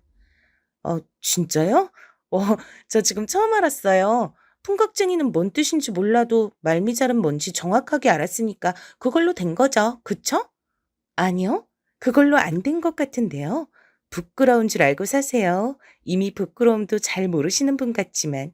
형님께서 시누이를 위아래로 흘겨보더니 피식 코웃음을 치고 먼저 자리를 뜨셨습니다. 남겨진 시누는 당황한 기색이 완연했고 저도 난감한 기분이었어요. 그래서 잠시 후에 제가 거실에서 아무도 몰래 형님을 향해서 좀 심하셨어요 라고 속삭여드렸습니다. 시누이는 그저 유쾌하게 말을 붙이고자 했던 것뿐이란 걸 전 느꼈으니까요. 당황해서 멍해진 시누이가 신경 쓰이더라고요. 근데 제 속삭임을 들은 형님께서 눈살을 한껏 찌푸리시며 절 째려보시는 겁니다. 왜요? 아부 떨고 싶어서 환장하셨나 봐요? 네? 아, 아부요? 환장이요? 시댁에 잘 보이고 싶어서 병적으로 자기 자신 낮추는 거요. 동서가 딱 그런 며느리인 듯 싶은데요. 시댁에 머리 숙이고 눈치 보고 시댁 사람들 서열이 더 높다고 여기고 이러는 것들 전부 다 구시대적인 발상이고 행동이에요. 아니, 저는 그냥 아까 그 상황이 조금 과했다고 생각해서 가볍게 한번 말씀드린 것뿐인데요. 됐어요. 동선인 아가씨 비위 맞추고 싶어서 환장한 모양인데 본인이나 실컷 그렇게 하세요. 나까지 끌어들이지 마시고요. You got it? 네? 뭐라고요? 가립이요? 간단한 영어도 못 알아들으시네요. 그럴 줄 알았어요. 그렇게 보여요. 난데없이 되로주고 말로 받는 상황이라 하도 어이가 없어서 어리 빠진 와중에 웬 영어까지 들으니까 제가 당연히 뭔 소리야 했던 거죠. 근데 형님께선 절 비웃으시며 슬쩍 혀까지 끌끌 차셨습니다. 그 표정이 마치 수준을 알만하다 이렇게 외치고 있는 것 같아 저는 무척 민망해졌어요. 제가 화가 나서 입술을 꽉 깨물자 저를 향해 한마디 더 날리셨습니다. 같은 며느리 입장이라서 뭔가 대단한 착각을 하신 모양인데요. 난 동서하고 달라요. 시댁의 눈치를 볼 필요가 없는 사람이에요. 그걸 분명하게 알고 행동하세요. 아가씨 비위 잘 맞추시고 시부모님 잘 봉양하시고 그렇게 살다 가면 되겠네요. 열심히 하시길. 살다가 가라니요? 어디로요? 저 세상으로요? 너무 황당해서 턱이 빠질 뻔했습니다. 입이 저절로 떡 벌어지더라고요. 의사 형님 이분 대체 뭐 하는 분일까 싶었어요. 신우이와는 결이 다르게 아주 다른 차원에서 막말을 하시는 분이었습니다. 당연히 제가 형님을 긍정적으로 생각하기 어려워졌죠. 그럼에도 사람을 안 좋게 본다는 걸 굳이 드러낼 필요는 없는 것 같아 남편에겐 아무 말도 안 했고 신우이가 저한테 형님의 막말 때문에 속상했다고 푸념할 때도 그냥 들어만 줬지 동조는 안 했습니다. 아주 현명한 처사라고 생각을 했죠. 상대는 맏며느리의 의사인데 괜히 대립했다간 저만 소나인 게 뻔했습니다. 시부모님께서도 귀한 의사 며느리라고 떠받들어 주시고 흐뭇해하시는데 제가 뭐라고 나대겠나요? 근데 첫 단추가 잘못 끼워져서 그런지 삐그덕대는 일은 계속 일어나고야 말았습니다. 시부모님 두 분의 생신이 얼마 차이가 안 나요. 음력으로 두 분 다 하시기 때문에 어떨 땐 3주가 차이 나고 어떨 땐 보름밖에 차이가 안 났습니다. 그래서 생신 기념을 같이 했습니다. 원래는 따로 하셨다곤 하는데 나이가 드시면서 생신 기념하는 걸 합치셨다네요. 나이가 드셨기 때문이라기보단 자식들이 성인이 되고 사회인이 되면서 바빠졌기 때문인 것 같다는 게 저의 추측이었지만요. 아무튼 생신 기념했던 걸 두고 시어머니께선 서러웠던 점을 슬쩍 꺼내신 바 있었습니다. 두 분 중에 시아버지의 쪽이 생신이 더 빠른 건데요. 옛날에 시아버지의 생신상 차렸던 것에 남은 음식을 얼렸다가 그걸 시어머니 생신상에 올렸다고 합니다. 그런 식으로 시집살이를 겪으셨던 거죠. 전 시어머니께서 이런 말씀 자주 꺼내시는 성격이 아니신 걸 이미 알았기에 귀중하게 듣고 반응을 해드리고 그렇게 했습니다. 일부러 며느리들 앞에서 이야깃거리를 꺼내려고 노력하시는 듯 보이기도 했고요. 그런데 형님께선 다 듣고 나시자마자 콧웃음부터 치셨어요. 제가 두 귀를 의심했죠.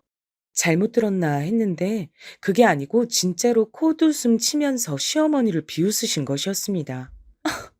한심하다는 생각부터 들어요. 미련하게 사셨네요. 자기 자리는 자기가 만드는 법이죠. 지나간 세월 누가 보상할까요?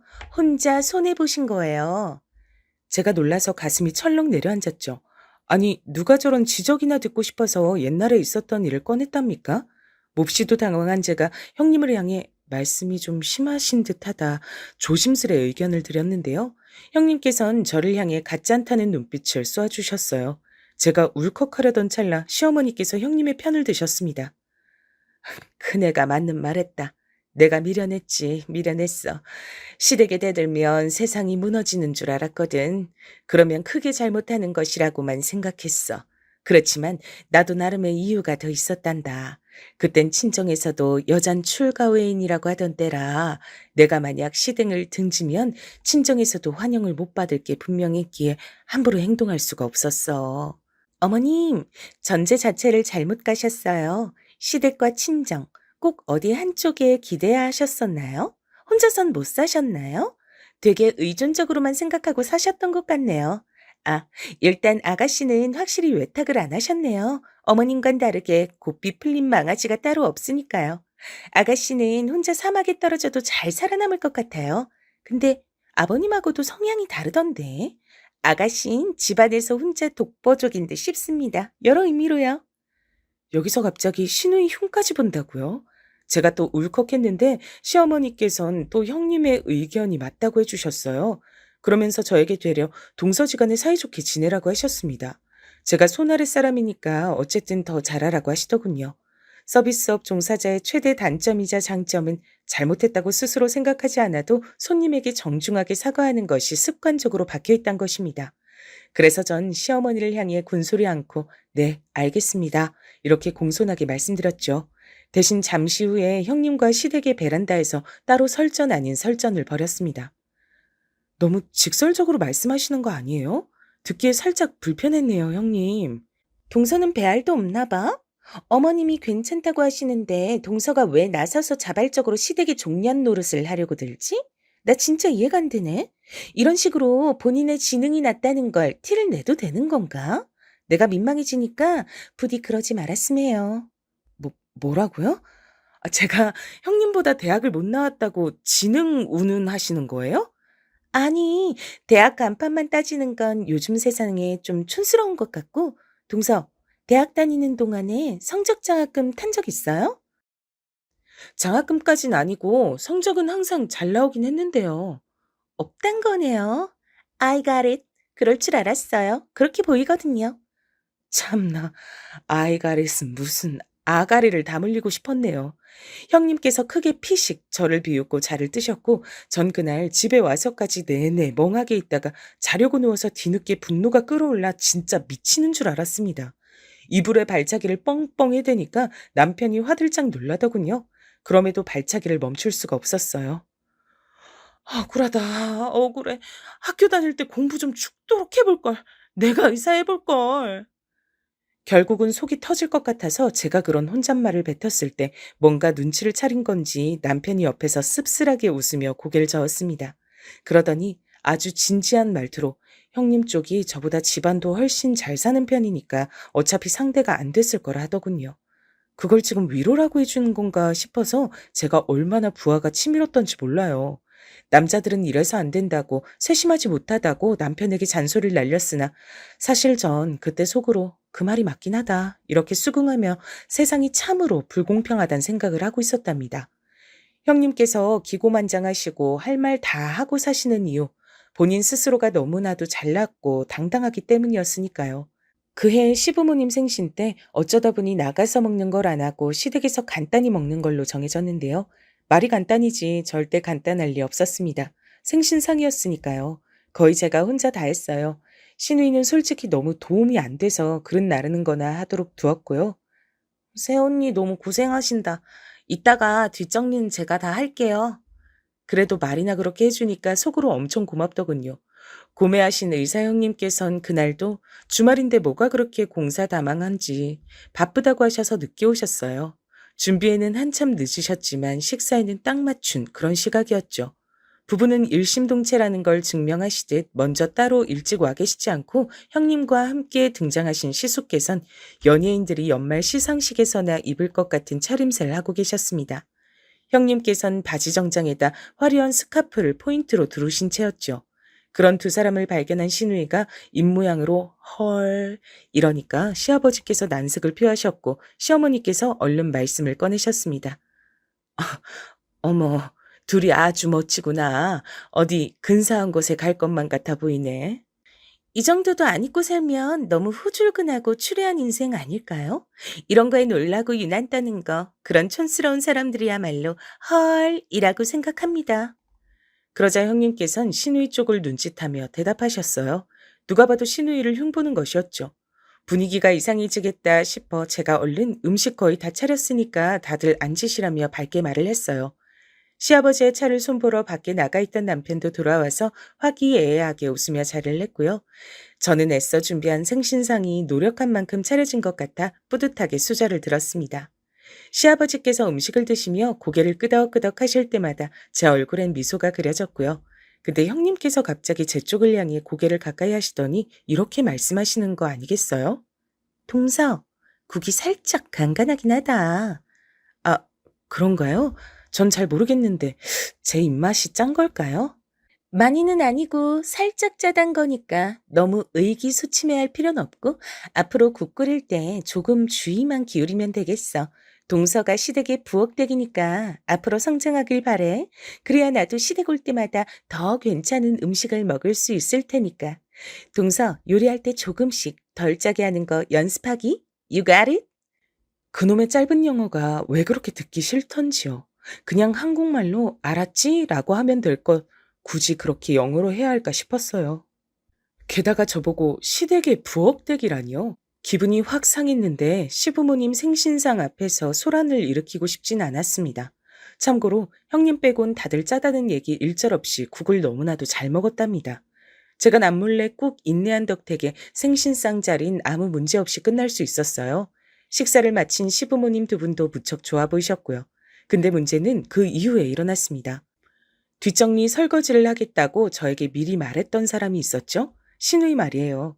화장실 간 줄 알았는데 그게 아니길래 신우이의 방으로 가봤습니다. 그랬더니 거기서 형님과 말다툼을 벌이고 있었지 뭔가요? 제발 나대지 마세요. 너무 짜증나서 제 주먹이 울거든요. 저는 세상 천지에 며느리가 시댁 아가씨한테 이렇게 구는 경우가 있다는 얘기는 못 들어봤어요. 이래서 씻자는 안 돼. 그리고 이렇게 무식하면 안 돼. 상대하는 게 시간 낭비일 정도네. 뭐라고요? 저기요, 말 좀 가려서 하시죠? 너야말로 가려서 하렴. 한 집안 식구로 엮여서 나 같은 사람에게 아가씨 소리도 들어보는 거야. 아니었음 넌 국물도 없었어. 밖에서 만났어 봐. 너 같은 구제불능? 감히 나하고 친분을 만들 수조차 없지. 내 앞에서 눈 깔고 나를 똑바로 쳐다보지도 못했을 거야. 와, 정말 대단하시네요. 뭐가 그렇게 잘나서 그렇게 오만하게 구세요? 너 같은 무식증이보단 뭐든 잘났지. 다 잘났어. 난 집안도 괜찮고 초중고 12년 학창시절 내내 전교 5등 밖으로 밀려나 본 적 없었어. 유학 안 다녔어도 영어 잘해서 외국 나가면 걱정이 없어. 무엇보다 나 의사야. 무슨 설명이 더 필요하겠어? 그에 반해선 넌 뭐가 잘났니? 응? 넌 잘난 게 뭐가 있을지 어디 한번 드러나 보자. 세상에나, 이게 다 무슨 일인지 깜짝 놀란 제가 어안이 벙벙해졌죠.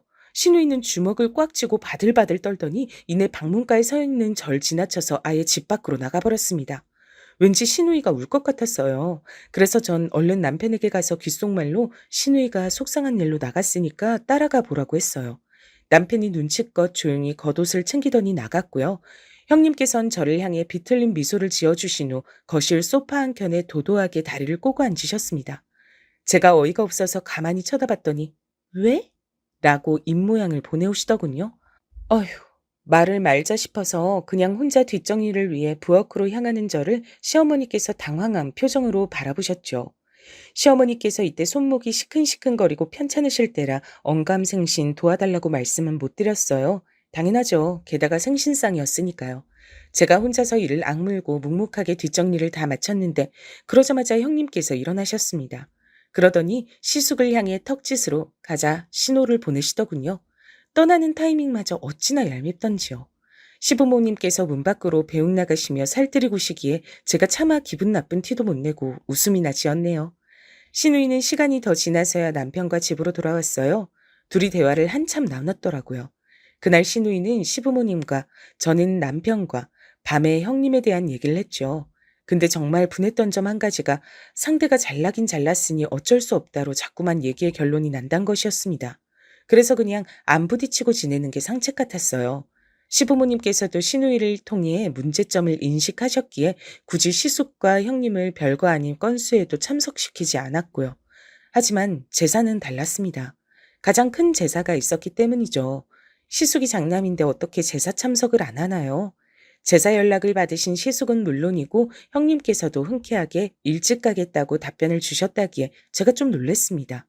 큰 제사 앞에선 개념과 예의를 모두 갖추실 예정인가 싶었어요. 왠지 기대가 됐죠. 하지만 기대한 제가 바보였습니다. 제사 당일 남편은 일을 나가 있었고 저는 먼저 부지런히 시댁으로 향했는데요. 신우이가 뭐라도 해보려고 열심히 판을 벌여놨더라고요. 제가 얼른 그 옆에서 시작을 했죠. 그러고 나서 얼마 후에 바로 형님께서 도착을 하셨어요. 시숙께선 일이 좀 있어서 형님 혼자 먼저 오셨단 겁니다. 내일은 해가 서쪽에서 뜨려나?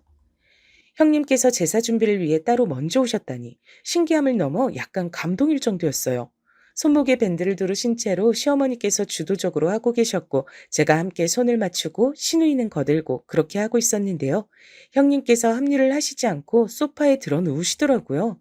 시아버지께서 허리가 아프셔서 방에 계셨는데 혼자 거실을 독차지하고 소파에 길게 누워 TV를 보셨습니다. TV 소리가 크게 들려오자 시어머니께서 믿을 수 없다는 얼굴로 그쪽을 바라보셨고 시누이는 화가 났는지 얼굴에 열이 오르고 있었는데 일전의 언쟁 때문에 형님께 대들러 가진 못하는 듯 했어요. 그래서 제가 움직였습니다. 사실 작정한 건 아니었는데 저도 모르게 몸이 움직였어요. 형님, 지금 뭐 하시는 거예요? 여기서 이러고 계시면 어떡해요. 얼른 와서 거드시죠. 내가 말하지 않았던가? 시댁 종련 노릇 동서나 실컷 하라고. 날 거기 끼우지 마. 아니, 자꾸 시댁이 시자가 뭐 어떻고 저쩌고 하시는데 그런 문제가 아니라 형님의 무개념이 문제예요. 아가씨 보고 무식하다 그러셨죠? 그렇다 쳐요. 그럼 형님은 무개념이에요. 개념이 없으세요. 이게 미쳤나? 어디 감히 의사 앞에서 무개념이란 소를 뱉어? 시댁 일에 앞장서면 그게 행복인 줄 아는 너 같은 종년들 때문에 멀쩡한 여자들이 손해를 보는 거야. 형님께서 몸을 바로에 앉으시며 저에게 삿대질을 날리셨고 바로 그 다음 순간이었습니다. 믿을 수 없는 일이 벌어졌어요. 시어머니께서 다가와 형님의 싸대기를 날리신 겁니다. 따라온 시누이도 경악을 했죠. 다른 분도 아니고 시어머니께서 이러신다는 게 믿어지질 않았어요. 형님께서도 실감이 안 나는지 맞은 뺨을 부여잡고 멍하니 시어머니를 올려다봤습니다. 지금 저를 때리신 건가요? 저를요? 어머님께서 귀하게 여기시는 바로 저 의사 며느리를요? 의사고 검사고 간에 다 필요 없다. 네가 하나부터 열까지 시어미보다 월등한 며느리라 여겨서 내가 그간 숙이고 참아왔다. 근데 괜히 왜 그랬나 싶구나. 장남 체면 살려주려고 맏며느리 기 살려주려고 그런 것들 다 필요 없는 것이었어. 어머님이 저한테 이러시면 안 되죠. 의사 며느리 이러셔도 상관없으세요? 자꾸 의사 운운하지 마라. 네가 의사인지 아님 자기가 의사인 줄 아는 정신병자인지 슬슬 헷갈리기 시작했으니까. 건방지고 무례한 것도 정도가 있지. 나도 내 딸이 너보다 못한 건 알아. 그래도 내 눈엔 이 세상 최고로 이쁜 딸이고 어떤 사고를 치고 말썽을 피우든 내 새끼야. 그런 내 새끼를 네가 뭔데 우습게 여기고 욕을 하니? 그리고 우리 집안은 맏며느리를 의사로 잘 둔 게 아니라 둘째 며느리를 착하고 현명한 인물로 잘 둔 거란다. 제가 놀라서 눈을 꿈뻑이고 있는데 시누이는 신이 났는지 형님을 향해 주먹을 들어 보이면서 너는 내 새언니도 아니다. 나한테 새언니는 한 명뿐이다. 라는 소리를 계속 떠들었습니다. 또한 본인한테 막말을 하는 것을 참을 수는 있어도 저한테 함부로 하면 참지 않겠다면서 시누이가 제 편에 서서 외쳐댔어요. 형님께선 얼굴이 벌겋게 달아오른 채로 가방을 챙겨서 나가버렸습니다. 시아버지께서 무슨 소란이었냐며 나와보셨고 시부모님, 시누이, 저 이렇게 넷이서 제사 준비는 뒤로 하고 한참 대화를 나누어 버렸네요. 그러던 와중 남편이 앞에서 마주쳤다며 시숙과 함께 들어왔고요. 시숙께선 영문을 모르시는 얼굴로 형님을 찾았고 있었던 일을 시누이가 신나게 전해줬어요. 그제서야 휴대폰 부재중 알림을 확인하신 시숙의 얼굴이 창백하게 질렸죠. 그리고 시부모님의 강한 질책이 있었습니다. 자랑할 만한 의사 부인이 아니라 어디 가서 악처 소리나 들을 부인 아니냐면서 그런 표현까지 나왔어요. 시숙께선 입을 꾹 다물고 고개를 떨구신 채로 질책을 다 들으셨고요. 어수선한 분위기 속에서 늦은 시각에 어영부영 제사상을 차렸는데 그래도 문제없이 진행됐다는 게 신기하네요. 시어머니께선 저에게 거듭 고맙고 미안하다고 해주셔서 제가 어찌할 바를 몰랐어요. 그리고 며칠 후 시숙께선 형님과 갈라서기로 결정했다는 소식을 전해주셨죠. 놀라웠던 점은 형님께서 시댁에 걸음을 하셔 잘못을 빌며 이혼하기 싫다는 뜻을 밝히셨단 겁니다. 하지만 신부모님께선 시숙의 마음을 존중하겠다고만 하셨대요. 시숙께선 형님과 함께 늙어갈 자신이 없어졌다고 하시더군요. 그래서 끝내 두 분은 이혼을 하셨죠. 듣자하니 이혼하시면서 그 집안 사람들 앞으로 잘 되나 어디 두고 보자며 마지막에 악담을 추하게 남기신 모양이던데 오히려 그 후로 모든 게 잘 풀려서 시숙께선 아주 가벼운 마음으로 지내셨답니다. 왜냐면 신우이가 방송 프로그램 등을 만드는 제작사에 들어가서 자리를 잡았기 때문입니다. 엉뚱하고 거침없는 신우이가 그쪽 업계와는 아주 딱이었던 거예요. 돈 벌기 시작하면서 저한테 자꾸만 이것저것 자꾸 사줘서 그게 걱정일 정도랍니다. 전 시부모님께서 팍팍 밀어주신 덕분에 제 가게를 냈어요. 그리고 이게 너무 잘 돼서 남편보다 제가 더 바쁜 사람이 됐고요. 그래서 육아와 살림은 남편이 도맡아 했답니다. 바쁠 때마다 구세주처럼 등장해서 매장을 도와주시는 고마운 존재도 있는데 바로 형님이세요. 설마 그 의사 형님이냐고요? 아니요, 그럴 리가요. 새로운 형님이세요. 시숙께서 재혼을 하셨는데 교육자 집안에서 나고 자라셨으며 본인도 무척 능력이 좋지만 거만하게 구시는 법이 없는 정말 배울 점이 많은 형님을 만나셨답니다. 그러니 모든 게 잘 풀린 셈이죠. 참고로 의사 형님이셨던 그분은 재혼을 하셨다가 다시 이혼하셨다고 후문을 살짝 전해 들었습니다. 이걸 그분의 화법대로 표현을 해드리자면 또 이혼? 알만하네. 왠지 그럴 것처럼 보이더라. 정도가 될 것 같죠? 지금까지 들어주셔서 감사해요. 간에 평안하시길 바랄게요.